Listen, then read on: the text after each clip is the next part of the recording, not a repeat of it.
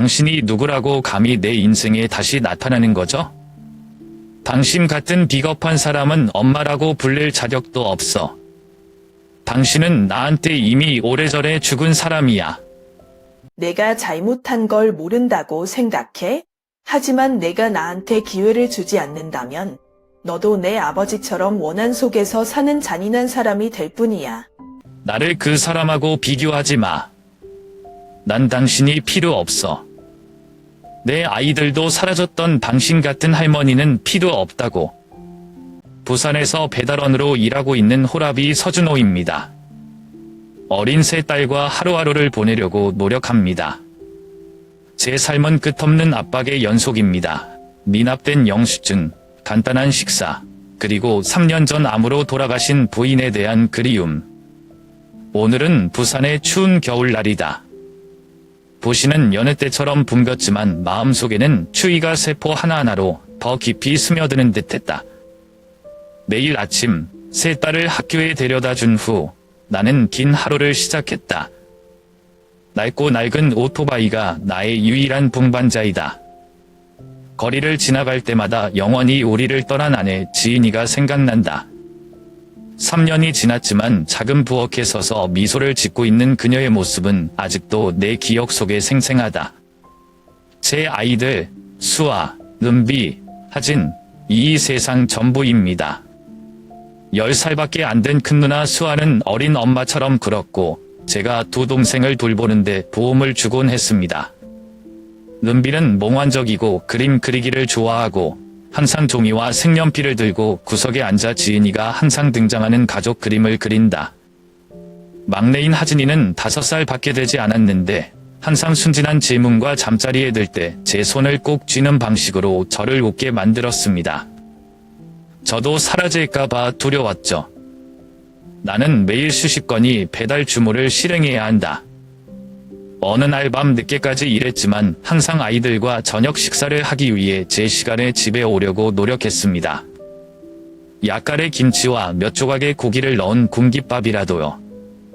한 번은 수아가 제 마른 손을 잡고 아빠, 앞으로 돈 많이 벌어서 고생하지 않을게요 라고 했던 기억이 납니다. 그 말을 들으니 눈물이 핑 돌기도 하고 웃기도 하네요. 저는 단지 그녀의 머리카락을 쓰다듬으며 말했습니다.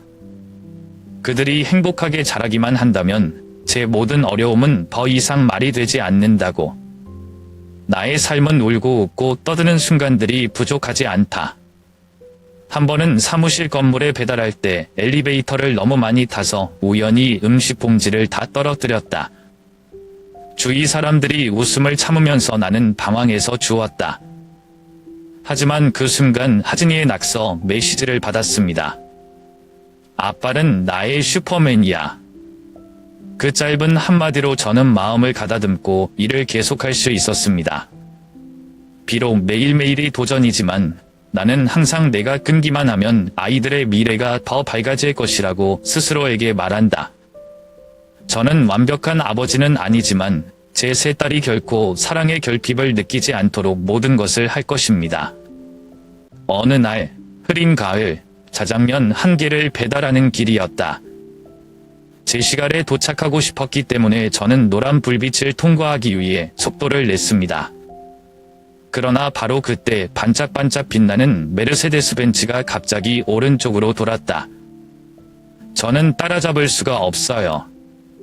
충돌 소리가 귀에 거슬리게 울렸고 내 오토바이는 비틀거리며 미끄러졌다.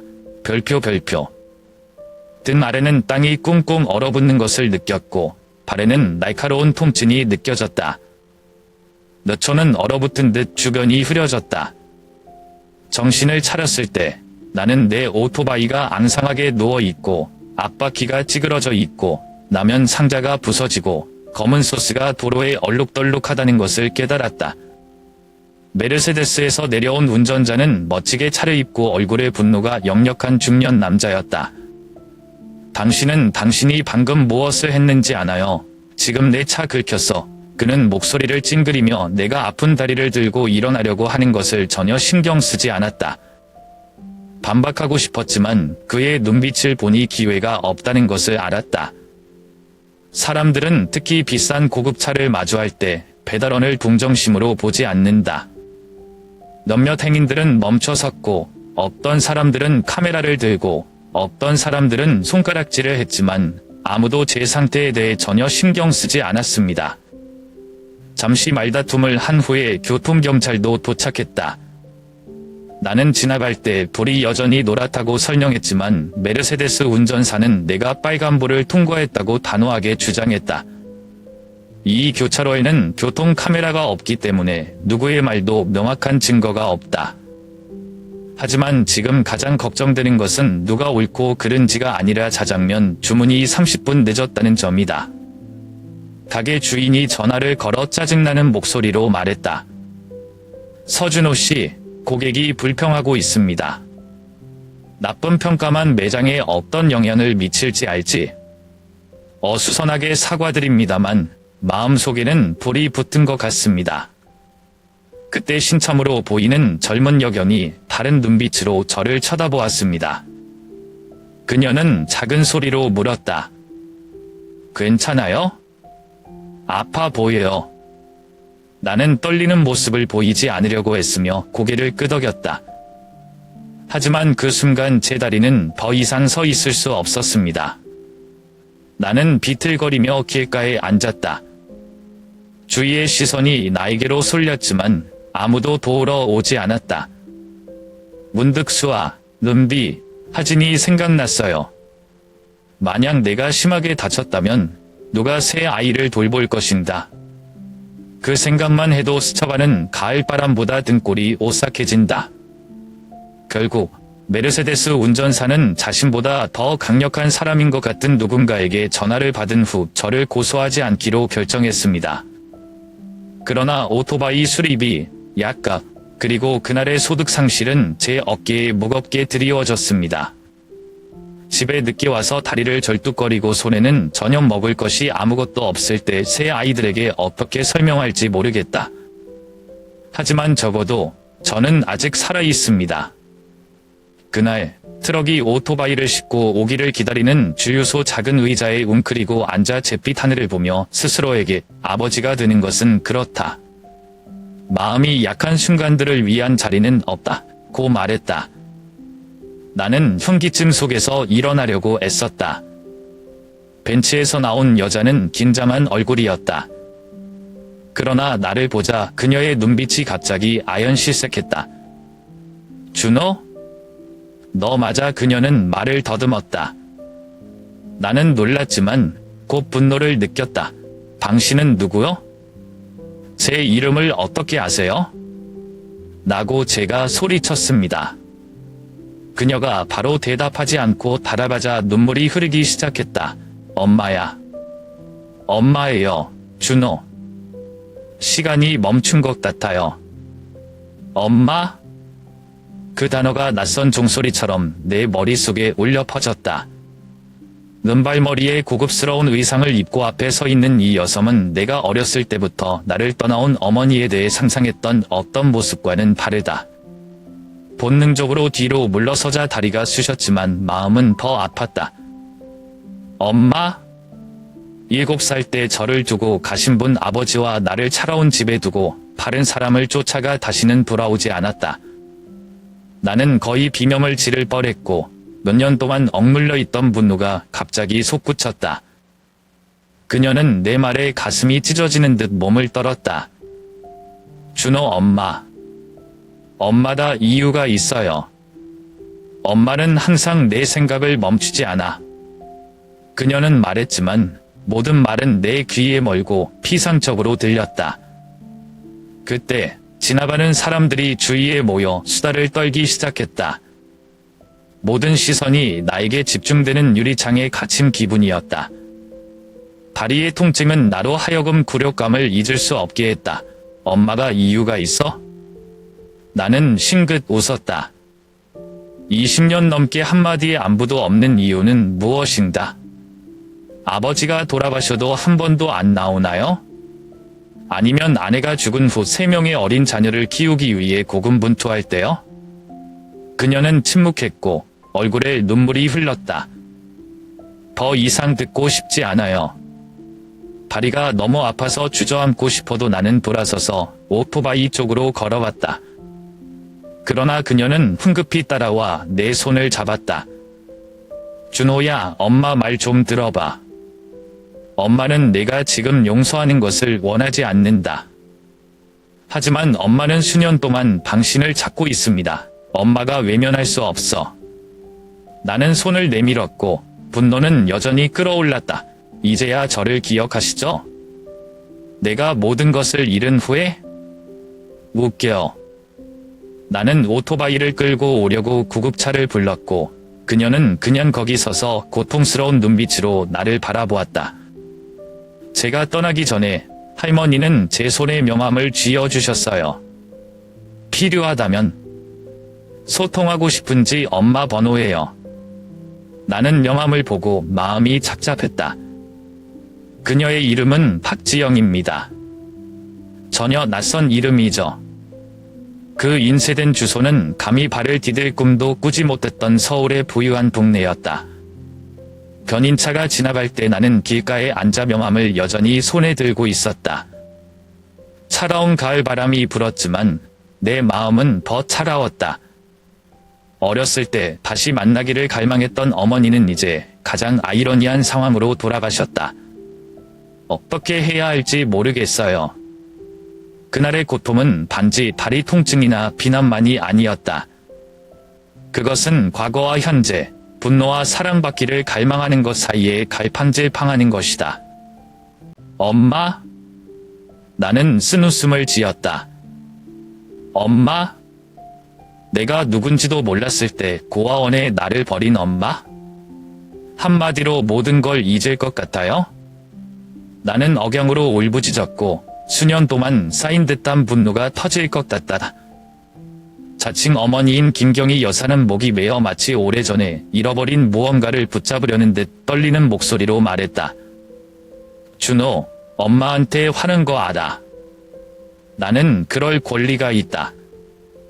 하지만 엄마는 원해서 나를 떠나지 않았다. 아버지와 아들. 아버지와 아들. 그녀는 멈춰서서 눈빛이 고통으로 가득 찼다. 그는 어머니를 고문했다. 엄마는 널 데려갈 수 없지만 내 생각을 멈추지 않아. 나는 몸 안에 피가 끓어오르는 것을 느꼈다. 그래요, 고문을 당해서 그녀는 떠나기로 선택했고 나를 남겨두고 그 모든 고통과 함께 혼자 살게 했다. 제가 살아남기 위해 무엇을 해야 했는지 아세요? 그녀는 울었고 눈물은 끝이 없는 것 같다. 엄마가 널 찾았어. 지난 몇 년 동안 어머니는 찾았지만 당신이 어디에 있는지 몰랐어요. 엄마가 돌아왔을 때 그들은 내가 입양되었다고 말했다. 나는 고개를 저었다. 당신은 고아원에 가나요? 그래서요? 나는 고독하게 자랐고 아무도 나를 입양하지 않았다. 내가 가진 거라곤 할머니가 남겨주신 이름, 누군가가 나를 부를 때마다 미워했던 이름뿐. 그 여자는 무릎을 꿇고 얼굴을 감싸고 흐느꼈다. 하지만 마음이 놓이지 않는다. 오히려 내 마음은 감정의 혼란에 짓눌린 것 같다. 그녀의 설명이 정말 중요할까요? 할머니가 떠나신 날부터 제 삶은 끊임없이 힘들었고 그 무엇도 그것을 바꿀 수 없었습니다. 갑자기 어린 시절의 기억이 떠올랐습니다. 제 마음을 칼로 베듯이요. 그녀가 떠나던 날 밤, 나는 창가에 서서 커튼 사이로 그녀의 그림자가 차에 오르는 것을 보았다. 소리를 지르며 할머니를 다시 불러들였지만 침묵만 받았다. 나는 주먹을 불끈 쥐며 쏟아지는 눈물을 참으려고 노력했다. 할머니는 저를 찾았다고 하셨는데 왜 지금 오셔야 합니까? 내가 모든 것을 잃었을 때? 나의 아내, 나의 삶, 심지어 가장 작은 꿈도 그녀는 제게 다가오려고 했지만 전 물러섰습니다. 아이에게는 어린 자녀가 3명 있는데 더 이상 변명을 들을 시간이 없습니다. 정말 보상하고 싶다면 저를 내버려 두세요. 그녀는 잠시 침묵을 지키다가 제 손에 오래된 사진 한 장을 올려놓았습니다. 이것이 내가 너를 떠난 날부터 간직했던 모든 것이다. 나는 내가 용서하는 것을 바라지 않고 단지 내가 너를 잊은 적이 없다는 것을 알았으면 좋겠어. 나는 사진을 본다. 이것은 미소를 짓고 있는 아이의 사진입니다. 아마도 4살쯤 되었을 것입니다. 그녀가 안고 있는 사진이죠. 사진 뒤에는 어머니의 작은 천사 서준호가 적혀 있다. 나는 더 이상 보고 싶지 않고 그 사진을 땅바닥에 던졌다. 이 사진은 보험이 되지 않는다. 그것이 무슨 일이 일어났는지를 바꿀 수는 없다. 나는 돌아서서 걸어가려고 노력했고, 비록 그녀가 딸꾹질 속에서 내 이름을 불렀지만, 늦가을 찬바람이 불었지만 마음은 더욱 싸늘했다. 제가 그녀를 거절한 것이 맞는지 모르겠지만, 오래된 고통은 너무 큽니다. 잊고 싶기도 하고 놓지도 못하고, 등 뒤에서 거리의 소음에 그녀의 울음소리가 점점 작아졌다. 그날 나는 평소보다 늦게 집에 돌아왔다. 수아는 문을 열고 걱정스러운 눈빛으로 나를 바라보았다. 아빠, 왜 발이 묶였어요?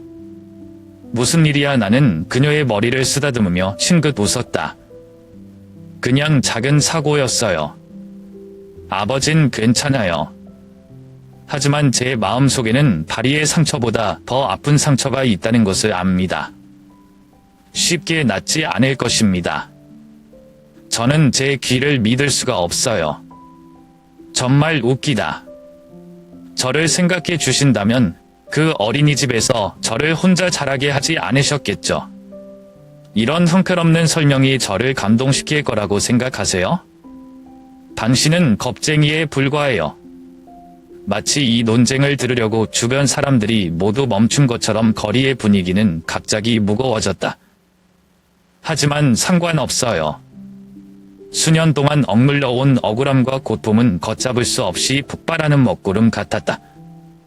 김경희 할머니는 부들부들 떨면서 눈물이 볼을 타고 흘러내렸다. 준호, 엄마가 틀렸다는 거 알아. 나는 감히 내가 용서하기를 바라지 않지만 나는 단지 원한다. 단지 내가 이해하기를 바란다. 엄마는 선택을 해야 했다. 선택. 나는 쓴웃음을 지으며 그녀의 말을 가로막았다. 그녀는 자신을 구하기 위해 나를 떠나기로 결정했다. 사실이죠. 그렇죠? 그럼 할머니께서 저를 위해 희생하신 것처럼 말하지 마세요. 난 할머니 보험 필요 없어. 나는 스스로 살아남았다. 그리고 그녀는 나를 아이라고 부를 자격이 없다. 분노가 산불처럼 치솟았고 나는 멈출 수가 없었다. 제가 무슨 일을 겪었는지 아세요? 잠을 자지 않는 밤들, 왜 우리 엄마가 나를 버렸는지 궁금하다. 부모가 없다는 이유만으로 타가소의 친구들에게 야유를 받고 구타를 당했던 날들? 제가 자랄 때, 제 작은 가족을 꾸리기 시작했을 때 할머니는 어디 계셨나요? 아내가 죽었을 때 3명의 어린 자녀를 키우기 위해 무엇을 해야 할지 몰랐을 때 그녀는 어디에 있었나요? 나는 그 말이 우리 둘을 깊이 베고 있는 것처럼 그녀를 노려보았다. 그녀는 대답하지 않고 고개만 숙였다. 그녀의 떨리는 손이 제 팔에 살짝 닿았지만 저는 그 손길이 없던 상처보다도 저를 아프게 하는 것처럼 즉시 움찔했습니다. 그녀는 여기 서서 내 앞에서 울 권리가 없다. 그녀는 나에게 용서를 요청할 권리가 없다. 내 인생은 오래전부터 할머니가 없었고 지금의 할머니는 필요 없. 나는 비명을 질렀고 내 마음속에 뒤섞인 감정으로 목이 메었다. 나는 등을 돌리고 단호하게 걸었고 그 여자가 눈물을 흘리며 조용히 서 있었음에도 불구하고 그러나 내가 몇 걸음만 걸었을 때 그녀는 갑자기 목소리를 높이고 약하지만 절망적으로 말했다.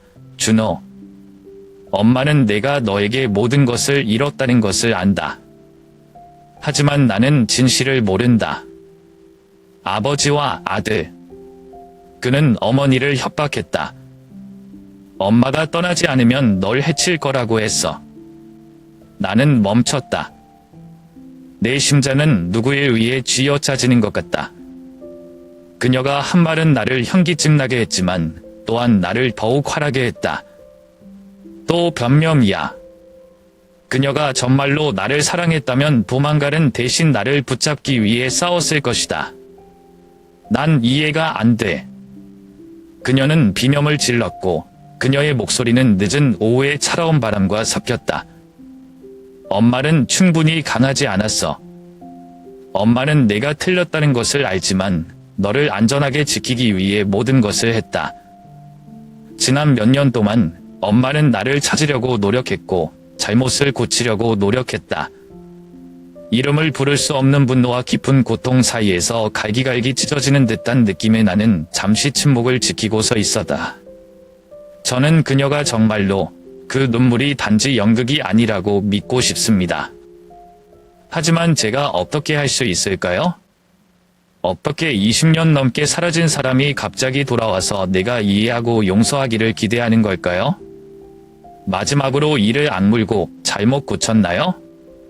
너무 늦었어요. 나는 걸었고 이번에는 돌아보지 않았다.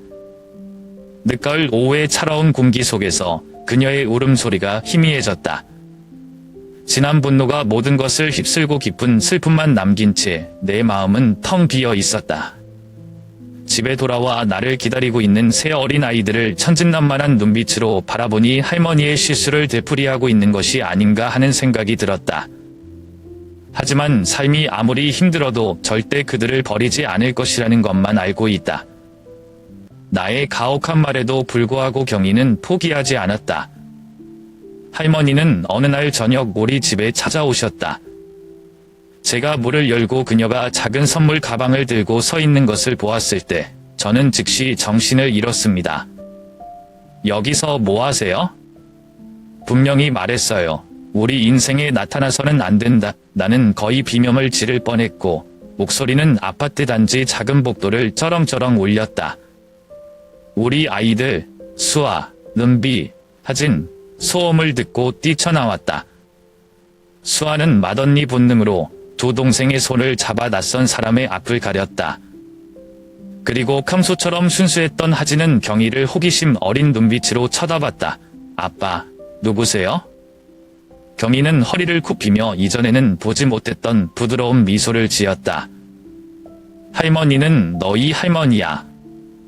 그녀의 목소리는 떨렸지만 부드러웠고 거대한 파도를 억누르려고 애쓰는 것 같았습니다.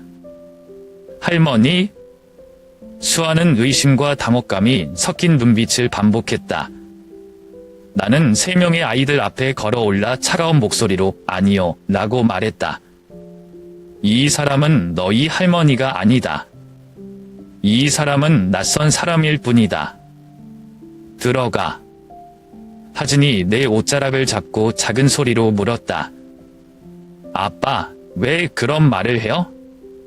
좋은 것 같아요. 나는 몸이 굳어 마음속에 불길이 타오르는 것 같았지만 폭발해야 할지 꺼야 할지 몰랐다. 경희는 가만히 있었고 눈에 물이 가득 찼지만 새 아이를 떠나지 않았다. 할머니는 조용히 선물 가방을 나에게 가져다 주었다. 아이들을 위한 약간의 과자와 사탕일 뿐이다. 만약 내가 여기 있는 것을 원하지 않는다면 나는 즉시 갈 것이다. 엄마가 항상 생각하는 걸 알아줬으면 해. 나는 선물 가방을 보고 마음이 갈등으로 가득 찼다. 하지만 분노가 이겼습니다. 나는 선물 가방을 옆으로 밀어서 그것을 땅에 떨어뜨렸다. 작은 선물 가방 하나가 모든 것을 보상할 수 있다고 생각하세요? 관심 있는 척하지 마세요. 그녀는 나를 떠났고 그녀는 나나 내 아이들의 삶에 들어올 권리가 없다. 경희는 멈칫했고 선물 가방을 집으려고 몸을 숙였을 때 그녀의 손이 떨렸다. 준호야, 날 용서할 수 없다는 거 알아. 하지만 엄마는 실수를 다시 반복하고 싶지 않다. 엄마는 나를 버렸고 나는 아이들을 버리고 싶지 않다. 충분히 나는 말을 끊었고 어느 때보다 목소리를 높였다. 그녀는 기회를 가졌지만 오래전에 그것을 잃었습니다. 이제 그만 떠나. 내가 정신을 못 차리기 전에. 그녀는 일어서서 마치 내가 그녀의 안에서 뭔가를 찢어버린 것처럼 나를 고통스럽게 바라보았다. 그러나 할머니는 더 이상 말을 하지 않았다. 돌아서기 전에 그녀는 우리 아이들을 마지막으로 보고 슬픈 미소를 지었다. 얘들아, 착해. 할머니. 손주들은 내가 누군지 몰라도 항상 사랑할 거야. 문이 닫히자 수아는 살피는 눈으로 나를 바라보았다. 아빠, 왜 소리를 지르세요? 그 사람이 정말 우리 할머니예요? 나는 즉시 대답하지 않고 자기 앞에 서 있는 3명의 아이들을 바라보기만 했다. 마음이 울렁거려요. 제가 이해하지도 못하는 어머니에 대해 어떻게 그들에게 설명할 수 있을까요? 할머니의 등장이 불러일으킨 아픈 기억을 내가 어떻게 맞설 수 있을까? 나는 거의 속삭이듯 조용히 말했다. 이것에 대해 더 이상 생각하지 마세요. 숙제하러 가. 수아는 더 이상 말을 하지 않았지만 나는 그녀의 눈빛에서 실망감을 느낄 수 있었다. 아이들이 방에 들어간 후 나는 방금 전투를 겪은 것 같은 느낌의 의자에 앉았다. 선물 가방은 여전히 바닥에 있습니다. 나는 그것을 주워서 버리려고 하다가 그만두었다. 봉지를 열자 안에는 정성스럽게 포장된 떡과 작은 편지가 들어있었다. 편지 봉투에는 준호와 어머니의 조카들에게 나는 문구가 적혀 있었다. 나는 바로 편지를 뜯지 않는다. 책상 위에 놓고 뭔가 위험한 물건인 것처럼 쳐다봤어요. 내 마음속에는 분노와 공허감이 남아 있었지만 내 마음속에는 어떤 작은 구석, 즉 아주 작은 구석이 흔들리고 있었다. 배신당한 기분이에요. 할머니가 좋은 할머니인 척하지 마세요. 할머니는 그렇게 할 권리가 없다. 문을 세게 밀었지만 경위가 말렸다. 준호야, 내 말 한 번만 들어봐. 엄마는 틀렸지만 엄마는 바로잡지 않고는 살 수 없다. 엄마에게 기회를 주세요. 나는 문고리를 꽉 잡고 그것을 더 세게 밀어서 무너뜨리려고 했지만 그녀는 묻지 않았다. 그녀의 눈빛은 간절함으로 가득 차 있었고 내가 처음 만난 고급 여성의 눈은 남아있지 않았다. 내가 날 미워하는 거 알아. 하지만 엄마는 모든 것을 바꾸기 위해 과거로 돌아갈 수 없다. 엄마가 할 수 있는 건 지금밖에 없어. 엄마가 도와줄게. 보험. 나는 쓴웃음을 터뜨렸고 새로운 화가 다시 치밀어 오르는 것을 느꼈다. 어떻게 저를 도와주실 건가요? 제가 혼자 자라온 세월을 돌려주실 건가요? 제가 돌아가신 가족을 돌려주실 건가요? 아니면 당신은 내가 겪은 모든 것을 지우기 위해 당신의 돈을 사용할 건가요? 겸이는 떨리는 목소리로 고개를 숙였다. 저는 엄마가 저를 매수하려고 한다고 생각할 수 있어요. 하지만 그렇지 않다. 엄마는 그냥 어머니처럼 당신과 손자들이 고통받지 않기를 바랄 뿐입니다. 할머니가 고생했던 것처럼? 나는 거의 비명을 지를 뻔했고 가슴이 뭉클했다. 당신이 유일한 피해자라고 생각하세요? 제가 뭘 살아남았는지 아세요? 저는 할머니의 동정은 필요 없어요. 할머니는 오래전에 내 인생에 간섭할 권리를 잃어버렸다. 할머니는 나를 보더니 눈물이 핑 돌았지만 떠날 생각이 없었다. 준호야, 엄마는 일어난 일을 바꿀 수 없어. 하지만 엄마는 나를 한 번 잃었고 나는 너를 다시 잃고 싶지 않다. 내가 엄마가 영원히 사라지길 바란다면 내가 할게. 하지만 떠나기 전에 한 가지만 부탁할게. 딱 한 번만 이기하게 해줘. 나는 멈췄다. 내 아이들? 내가 가장 싫어하는 경위가 새 아이와 이야기를 한다는 생각이 나를 불안하게 했다. 그들은 나의 괴로운 과거를 알 필요도 없고 그것을 저지른 사람을 마주할 필요도 없다. 하지만 제 일부는 아주 작지만 그녀의 성실함에 분유했습니다. 울고 사과했기 때문에 그들을 만날 권리가 있다고 생각하세요? 나는 마음속의 담혹감을 감추려고 했으며 할머니를 노려보았다. 그녀는 엄마가 될 기회를 잃었고 이제는 할머니가 될 자격이 없다. 경희는 잠자코 있었다. 그러자 그녀는 어떤 말도 나를 변화시킬 수 없다는 것을 이해한 듯 한숨을 쉬었다. 더 이상 강요하지 않을게요. 하지만 내가 마음을 바꾼다면 나는 여전히 여기 있을 거야. 언제든지 준비할게. 그녀는 문 옆에 작은 가방을 두고 조용히 돌아섰다. 이것은 엄마가 아이들을 위해 준비한 약간의 준비물입니다. 엄마 때문에 받을 필요 없어요. 아이들을 위해 받아주세요. 어쨌든 그들은 잘못이 없다. 나는 복도에 숨어있는 그녀의 뒷모습을 바라보며 서 있었다. 제 마음속에는 혼란스러운 감정들이 있습니다. 분노, 고통, 그리고 제가 인정하고 싶지 않은 어떤 것들, 혼란스러움입니다. 할머니가 남겨주신 가방은 그냥 누워 있었는데 가시처럼 뾰족해서 나를 불편하게 했다. 그날 밤 저는 잠을 잘 수가 없었어요. 엄마 때문에 받을 필요 없어. 손자들을 위해 받아줘. 라고 할머니의 말이 머릿속에서 반복되었다. 푹 자고 있는 수아, 은비, 하진을 보며 아직도 집구석에 놓여있는 가방들을 본다. 저는 궁금했습니다. 그녀를 우리 삶에서 밀어낸 결정이 정말 옳은 일이었나요? 아니면 그냥 제가 묻지 못한 고통을 연장하고 있었을까요? 분노가 폭발해서 나는 소리쳤다. 왜 죽지 않고 그녀의 죄책감 속에 사는 거야? 내 인생에 들어오지 마. 벽을 주먹질하듯 손을 들었지만 막내딸 하진의 겁에 질린 눈빛은 나를 멈추게 했다. 하진은 흐느껴 울기 시작했다.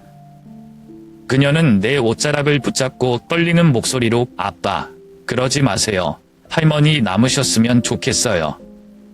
그녀의 순진한 말은 나를 때리는 것과 같았고 나를 현실로 끌어당겼다. 나는 손을 내렸고 손은 분노 때문이 아니라 무거운 고통 때문에 떨렸다. 하진은 물기 어린 눈으로 저를 쳐다보았고 수아와 은비는 뒤에 서서 걱정스러운 눈빛으로 묵묵히 저를 쳐다보았습니다. 내가 얼굴에 대고 소리를 지르던 경희는 문집 안에 조용히 서 있었다. 그녀는 울지 않았지만 눈시울은 눈물보다 더 큰 아픔을 담고 있는 듯 붉어졌다. 그녀는 고개를 숙이고 조용히 말했다. 미안해. 겁을 줘서. 하진은 경희에게로 몸을 돌렸고 손은 여전히 나를 꽉 붙잡았다. 할머니, 가지 마세요. 할머니 좋아해요. 그녀는 간청하듯 말했다. 수아도 은비도 걸어오더니 아무 말 없이 질문만 가득한 눈빛으로 저를 쳐다보더군요. 나는 두 감정선 사이에 끼인 것 같다. 경희에게는 분노와 분노, 그러나 자식들에 대한 사랑이다. 나는 그들이 내가 겪었던 상실감을 겪는 것을 원하지 않지만 나는 이 여자를 쉽게 용서할 수 없다. 잠시 침묵이 흐른 뒤 떨리는 하진을 품에 안으며 몸을 숙였다. 됐어, 하진아. 아빠는 더 이상 화내지 않을 것이다. 하지만 할머니는 머물 수 없. 저는 최대한 목소리를 가다듬고 말했습니다. 경희는 입술을 꼭 깨물고 무슨 말을 할 것처럼 쳐다보더니 그만두었다. 그녀는 손주들의 눈높이에 맞춰 몸을 구부리고 조용히 말했다. 손주들, 나는 손주들을 매우 사랑합니다. 할머니께서 아이들을 겁먹게 해서 죄송합니다. 오래 가신다고 하셨지만 언젠가 다시 만나길 바랐어요. 수아는 갑자기 나이보다 더 성숙한 목소리로 말했다. 아빠, 할머니가 잘못을 바로잡고 싶다면 왜 기회를 주지 않으세요? 아빠는 누구나 잘못을 고칠 자격이 있다고 하셨잖아요. 수아의 말이 나를 뭉클하게 했다. 지난번에 제 딸이 제게 왜 불평하지 않고 힘들게 일하냐고 물었을 때 저는 이렇게 대답했던 것을 기억합니다. 아빠는 실수를 하셨고 지금은 고치려고 노력 중이시니까요. 제 말은 제 자신을 비추는 거울처럼 돌아왔습니다. 나는 경희를 보고 아이들을 보았다. 결국 한숨을 내쉬었고 목소리는 가벼웠지만 갈등으로 가득 차 있었다. 좋아, 할머니는 손자들을 한 번 더 만날 수 있다. 근데 그게 다예요. 내가 할머니를 우리 삶에 받아들일 거라고 기대하지 마세요. 경희는 고개를 끄덕이며 눈을 희망으로 반짝였다. 할머니는 집에 들어가 손주들만큼 무릎을 꿇고 아이들에게 이야기를 하기 시작했습니다. 하지는 그녀에게 자신이 가장 좋아하는 인형에 대해 이야기하면서 빠르게 다시 미소를 지었다. 눈비는 소심해졌지만 자신이 그린 그림에 대한 질문에 답했다. 수아는 더 어른스러워도 거리를 두지만 호기심 어린 눈빛이 역력하다. 나는 멀리서 서서 눈앞의 광경을 보고 마음이 착잡했다. 제가 제대로 하고 있는 걸까요? 이 결정이 나를 후회하게 만들까? 모임이 끝났을 때 경희는 아무것도 강요하지 않겠다는 약속과 함께 떠났다. 그녀는 떠나기 전에 책상 위에 작은 종이 조각을 남겼다. 그 위에 어머니가 아이들을 볼 수 있는 기회를 주셔서 감사합니다. 나는 짧은 글자가 있을 뿐이다. 어쨌든 엄마는 항상 여기 있어 기다려. 그날 밤 나는 방에 조용히 앉아 그 종이를 보고 마음속으로 자문했다. 나의 분노가 나를 맹목적으로 만든 것일까?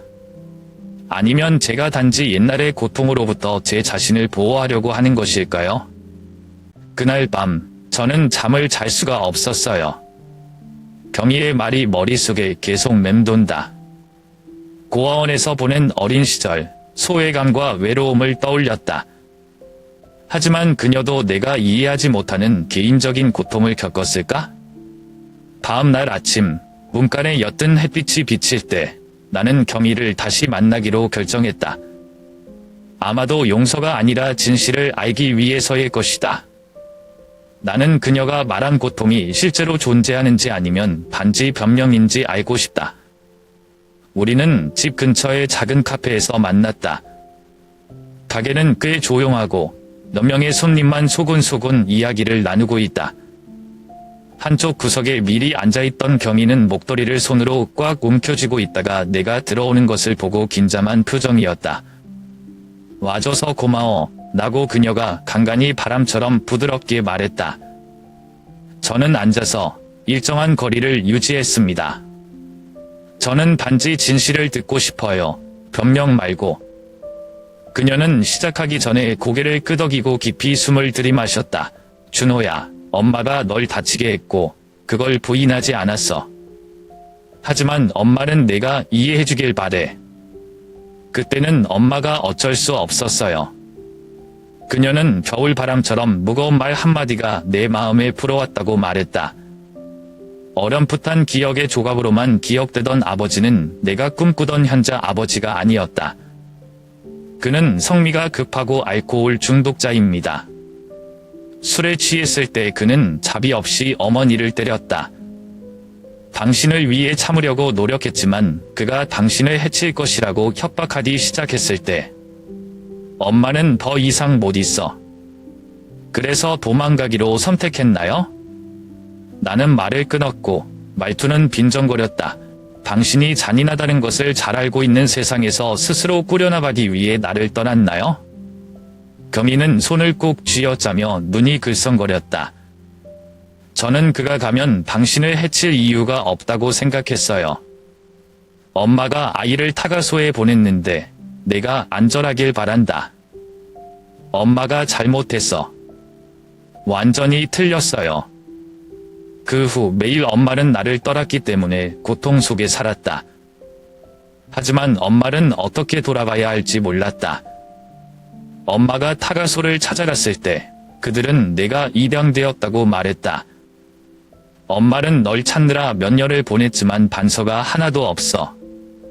나는 조용했고 뭔가 마음이 뒤섞인 것 같다. 그녀가 한 말은 진심처럼 보였지만 내 안의 옛 고통은 쉽게 사라지지 않았다. 엄마가 널 찾았어. 라고 그녀가 떨리는 목소리로 계속 말했다. 하지만 당신을 찾았을 때 나는 당신이 더 이상 나를 보고 싶어 하지 않을까 두렵습니다. 엄마는 멀리서 서서 내가 괜찮다는 것만 알아두면 좋을 것 같다. 그러나 어머니는 아내와 자녀, 3명의 손자에 대해 알게 되었다. 그리고 나는 내가 혼자서 모든 것을 견뎌내고 있다는 생각을 견딜 수가 없어. 나는 앞에 놓인 커피잔을 내려다보았고 그녀의 이야기들은 나로 하여금 내 생각에서 방황하게 했다. 그녀가 겪은 일을 내가 정말 이해할 수 있을까? 아니면 항상 제 시각에서 사물을 보는 것일까요? 너는 나를 용서할 필요가 없어. 라고 그녀가 조용한 분위기를 깨뜨릴까봐 두려운 듯 부드럽게 말했다. 하지만 당신을 위해 무언가를 할 수 있는 기회를 주세요. 조금이라도. 너처럼 버림받지 않았다는 걸 알아줬으면 해? 나는 고개를 들어 후회와 고통으로 가득 찬 그녀의 눈을 바라보았다. 내 마음이 반으로 찢어지는 것 같다. 일부는 제 분노를 지켜주려 했고, 다른 일부는 제 앞에 있는 사람들이 실제로 변했다고 믿고 싶어 했습니다. 우리는 결코 잃어버린 것을 되찾지 못할 것입니다. 라고 제가 말했습니다. 하지만 나는 그녀가 말한 것에 대해 생각할 것이다. 할머니 때문이 아니라 내 아이들을 위해서. 경희는 고개를 끄덕이며 눈물이 뺨을 타고 흘러내렸지만 할머니는 더 이상 말을 하지 않았다. 카페를 떠나면서 어느 때보다 마음이 무거워졌다. 하지만 최소한 저는 이 이야기가 실제로 끝난 것은 아니라는 것을 알고 있습니다. 그리고 저는 원하든 원하지 않든 그것을 직멸할 방법을 찾아야 했습니다. 그러나 쉽게 용서하지 않는다. 죄송하다는 이유만으로 상처를 다 지우길 바랄 수는 없어요. 라고 나는 말했다. 경희는 잠시 침묵을 지키다가 당장 용서할 줄은 몰랐어요. 엄마는 너와 너의 손주들을 위해 뭔가를 해주고 싶어. 내가 허락한다면. 나는 그녀를 바라보았고 마치 둘 다 반쯤 부서진 다리 위에 서 있는 것 같다. 한쪽은 고통스러운 과거이고 다른 한쪽은 불투명한 미래이다. 저는 그녀가 치유하려고 노력한다는 것을 알지만 제 마음의 상처는 쉽게 지워지지 않는다는 것도 알아요. 할머니께서 아무것도 안 하셔도 돼요. 라고 제가 말했죠. 여전히 싸늘한 목소리로요. 저는 제 스스로 하는데 익숙합니다. 우리 아이들도 부족한 것이 없다. 경희는 고개를 끄덕였지만 포기하지 않았다. 이해합니다. 하지만 엄마가 하고 싶은 것들이 있다.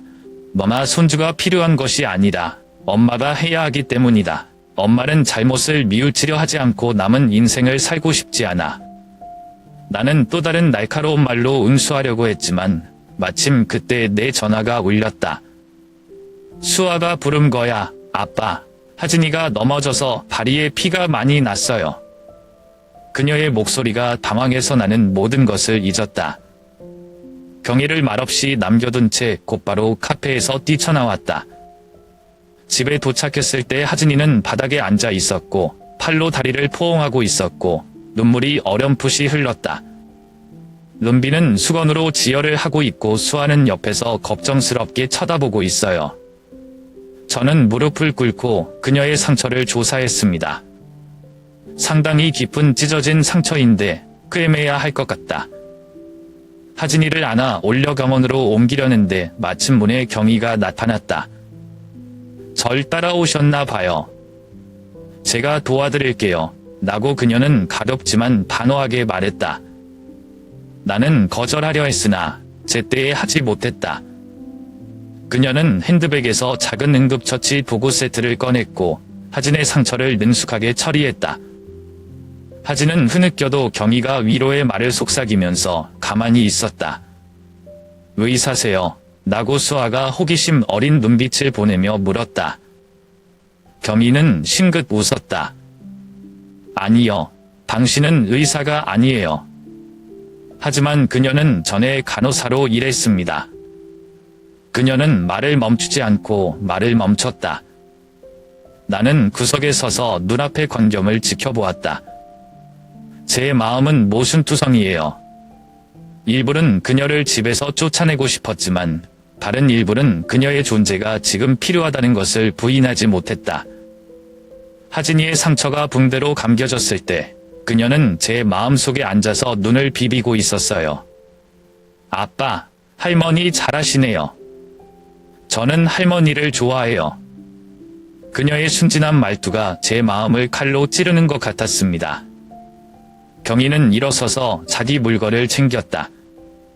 엄마는 더 이상 귀찮게 하고 싶지 않아. 네가 도움이 필요하면 항상 여기 있을게. 할머니는 나에게 허리를 굽혀 인사하고 나서 내가 대답하기를 기다리지 않고 살며시 걸어 나갔다.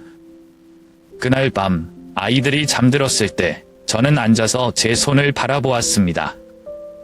옛 기억과 현재의 모습이 머릿속에서 계속 반복되고 있다. 할머니를 당장 용서할 수는 없겠지만 보상할 기회를 주지 않는 게 너무 잔인하지 않을까요?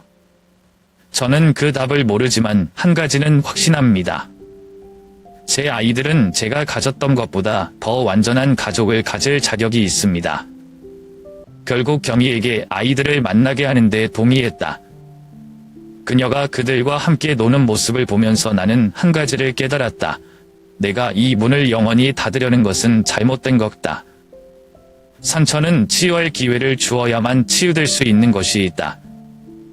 부산의 추운 겨울날 가운데 드문드문 맑았던 일요일 오후였다. 집 근처의 작은 공원은 3명의 아이들이 자주 놀러가는 곳이다. 경희는 약속된 대로 떡과 과일을 큰 보따리를 들고 도착했다. 우리 아이들, 특히 하진은 할머니를 보고 흥분해서 소리쳤다. 처음에는 멀리 떨어져서 거리를 두려고 노력했습니다. 저는 관여하고 싶지 않고 그저 관찰하고 싶습니다. 수아는 여전히 조심스러운 표정을 지었지만 예전처럼 냉정할 정도는 아니었다. 른비가 공원 타일 바닥에 분필로 그린 그림을 자랑하자 그녀는 하진이 그녀를 안내하는 경희를 보고 웃음을 터뜨렸다. 경희는 아이들의 천진난만한 질문에 그저 놀기만 하고 귀담아 듣고 칭찬하고 인내심을 갖고 대답하는 것이 아니다. 하진이 할머니, 머리가 왜 이렇게 하얘요? 라고 물었다. 그녀는 미소를 지으며 소녀의 머리를 쓰다듬었다. 손주들을 그리워하며 몇 년을 보냈기 때문에 머리가 하얗게 변했다. 그 대답으로 하진이는 그녀의 목을 끌어안았고 나는 뭔가 마음이 녹는 것 같다. 경희는 완벽하지는 않지만 분명히 보상하기 위해 노력하고 있다. 저는 달아가서 대화에 참여했습니다. 아빠, 할머니는 김치를 만들 줄 알아요. 할머니는 다음에 또 가르쳐 주겠다고 하셨어. 른비가 눈을 빛내며 외쳤다. 무슨 말을 해야 할지 몰라 고개만 끄덕이고 벤치에 앉아있는 경희 옆에 앉았다. 그녀는 나를 보고 아무 말도 하지 않고 미소만 지었다. 가덥지만 의미심장한 미소다. 잠시 침묵한 후 그녀는 조용히 말했다. 이번 기회를 주셔서 감사합니다. 받아들이기가 쉽지 않다는 걸 알아. 나는 아이들이 노는 것을 돌아보았지만 마음은 여전히 혼란스러운 감정으로 가득 차 있었다. 저는 당신을 위해 이것을 한 것이 아닙니다. 내 아이들을 위한 거야. 할머니는 고개를 끄덕였다. 이해합니다. 하지만 나는 내일 노력할 것이다. 그래야 내가 정말 후회하고 잘못을 만회하고 싶어 한다는 것을 알 수 있다. 바로 그때 뜻밖의 사건이 발생했다. 멀리서 한 남자가 다가왔고 무뚝뚝한 모습과 환한 얼굴로 가득했다. 다가갔을 때 나는 그가 아파트 단지에서 소란을 피우는 배달에 대해 나와 갈등을 빚었던 옛 이웃이라는 것을 깨달았다. 서준호 씨, 지금 뭐 하고 있는 것 같아요? 민폐 끼치면서 노는 거. 그는 소리를 지르며 큰 소리로 내 아이들과 경희를 놀라게 했다. 나는 침착하려고 애쓰며 즉시 일어났다. 저는 당신이 무슨 말을 하는지 모르겠어요. 여긴 군공장소야. 우린 잘못한 게 없어. 하지만 그는 멈추지 않았습니다. 당신은 항상 말썽꾸러기예요. 지금 가족 다 데리고 와서 난리 났어. 너 같은 사람은 기분 나쁘게 할 뿐이야. 그 말은 내 마음의 불길에 기름을 붓는 것과 같다. 내가 반응하려고 했는데 갑자기 경희가 다가와 내 앞을 가로막았다. 죄송합니다. 저희가 폐를 끼쳤다면 더 이상 아무 일도 일어나지 않도록 하겠습니다. 하지만 제발 아이들 앞에서 그런 말 하지 마세요. 그녀의 목소리는 차분했지만 단호했고 눈빛은 흔들리지 않았다. 그는 놀란 표정을 지으며 뭐라고 중얼거리며 가버렸다. 저는 놀라서 서 있었습니다. 경이는 돌아서서 나를 보았다.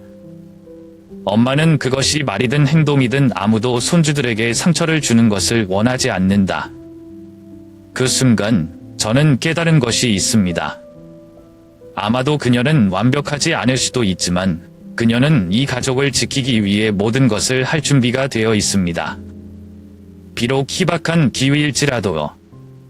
그날 저녁 아이들이 잠들었을 때 나는 경희와 함께 작은 부엌에 앉아 있었다. 할머니는 조용히 차를 끓였고 나는 주저했다. 나는 용서할 준비가 되지 않았지만 오늘 고마웠어. 할머니는 나를 쳐다보았고 눈빛은 밝아졌다. 엄마는 당장 용서할 필요 없어. 그냥 내가 날 여기 남겨두면 조금씩은 내가 자격이 있다는 걸 증명할 거야. 나는 더 이상 말하지 않고 고개만 끄덕였다. 수년 만에 처음으로 나는 내가 굳게 닫으려 했던 문이 조금이라도 열려 있다는 것을 느꼈다.